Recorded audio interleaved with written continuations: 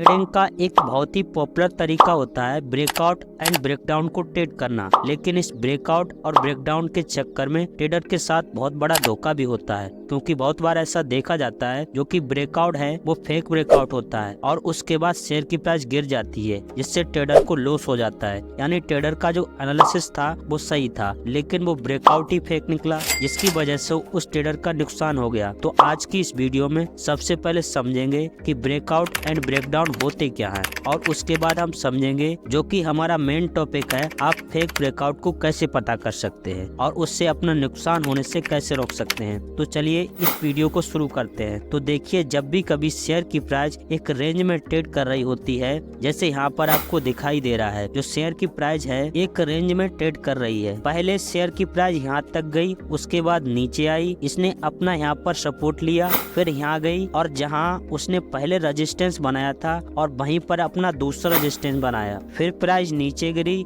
यहाँ पर सपोर्ट लिया, फिर प्राइस यहाँ पर गई, यहाँ पर रेजिस्टेंस बनाया, फिर सपोर्ट लिया, फिर रेजिस्टेंस बनाया। तो ऐसे आप देख सकते हैं जो शेयर की प्राइस है इसने लगभग 3 बार अपना रेजिस्टेंस बनाया है और चौथी बार शेयर की प्राइस यहाँ तक आई है। अब ऐसे में ट्रेडर को दिखाई देगा कि अगर शेयर की प्राइस इस बार रेजिस्टेंस को ब्रेक करके ऊपर निकल जाती है तो यहाँ पर ट्रेडर को लगेगा कि यार इसमें तो बहुत ही बड़ा ब्रेकआउट हुआ है, इसने तो अपने 3 बार के रेजिस्टेंस को ब्रेक किया है, अब तो पक्का शेयर की प्राइस ऊपर तक जाएगी, ऐसा ट्रेडर समझेंगे और वो यहाँ पर बाय कर लेंगे। लेकिन इन एक्चुअल में होगा क्या कि शेयर की प्राइस यहाँ से ऊपर जाने की जगह यहाँ से थोड़ा नीचे आएगी और उसके बाद सीधा नीचे चली जाएगी और आपका बहुत बड़ा लॉस हो जाएगा। लेकिन रूल्स तो यही कहते हैं कि अगर शेयर की प्राइस अपने रेजिस्टेंस को ब्रेक करती है तो इसका मतलब इसने ब्रेकआउट दे दिया है और इसके बाद प्राइस बढ़नी चाहिए थी। लेकिन फिर इसके बाद शेयर की प्राइस क्यों गिरी? तो प्राइस इसलिए गिरी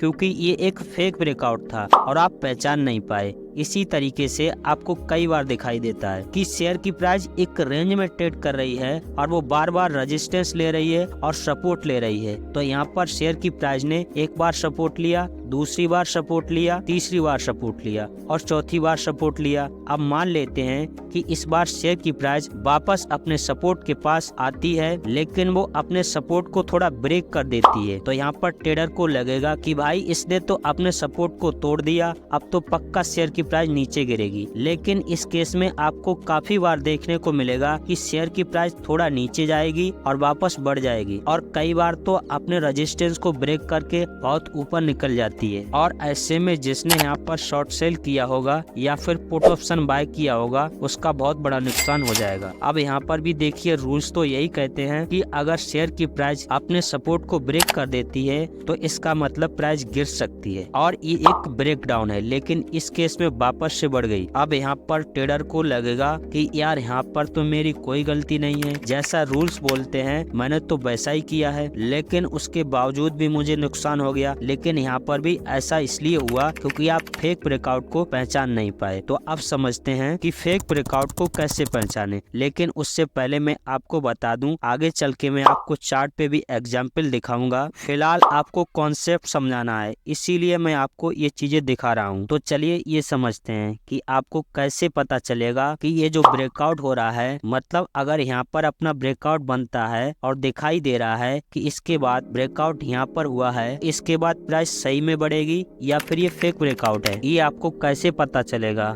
तो सबसे पहला तरीका जिससे आप कंफर्म कर सकते हैं कि ये जो ब्रेकआउट हो रहा है ये एक फेक ब्रेकआउट है या फिर जेन्युइन ब्रेकआउट है, वो ये है, ये जो कैंडल ब्रेकआउट देने जा रही है, मतलब यहाँ पर आप कैंडल स्टिक को देख रहे हैं, वो अगर आपको दिखाई देता है कि जो कैंडल यहाँ पर बनी है वो एक स्ट्रॉन्ग बुलिश कैंडल है, तो जब ब्रेकआउट होता है तो वहाँ पर अगर आपको दिखाई देता है कि यहाँ पर एक बड़ी बुलिश मजबूत कैंडल बनी है, तो इसका मतलब क्योंकि ये एक बुलिश कैंडल स्टिक पैटर्न है और ब्रेकआउट भी हो रहा है, तो आप यहाँ से कंफर्म हो सकते हैं कि इसके बाद शेयर की प्राइस बढ़ सकती है और ये एक जेन्युइन ब्रेकआउट हो सकता है। अभी मैं ये नहीं कह सकता कि इसके बाद आप कंफर्म हो जाएंगे, यहाँ से बहुत ज्यादा चांस बढ़ जाएंगे कि ये एक जेन्युइन ब्रेकआउट है, क्योंकि कंफर्म करने के लिए हमें बहुत सारी चीजें पता करनी होंगी। अगर आपका जो रेजिस्टेंस है वो ब्रेक हो रहा है और आप मान के चल रहे हैं कि इसके बाद प्राइस बढ़ सकती है, तो जो ब्रेकआउट हो रहा है वो बुलिश कैंडल कैंडलस्टिक पैटर्न के थ्रू हो तो ज्यादा अच्छा है। अदरवाइज मान लीजिए कोई बड़ी बुलिश कैंडल नहीं दिखाई दे रही है तो यहाँ पर जो ब्रेकआउट हो रहा है वो ब्रेकआउट एक बड़ी कैंडल के साथ हो,